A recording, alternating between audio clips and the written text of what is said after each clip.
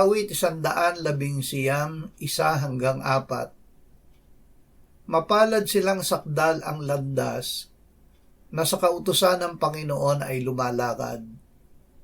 Mapalad silang nag-iingat ng kanyang mga patutuo, na hinahanap siya ng buong puso, na hindi rin gumagawa ng kasamaan, kundi lumalakad sa kanyang mga daan.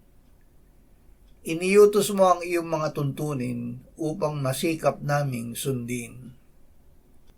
Lumakad sa daan ng Diyos. Mamuhay sa paraan ng pananalig sa Diyos. Ang gawa ng pananalig na ito ay pag-ibig sa Diyos. Ito ang pag-ibig sa Diyos, na ating tuparin ang kanyang mga utos at ang kanyang mga utos ay hindi pabigat.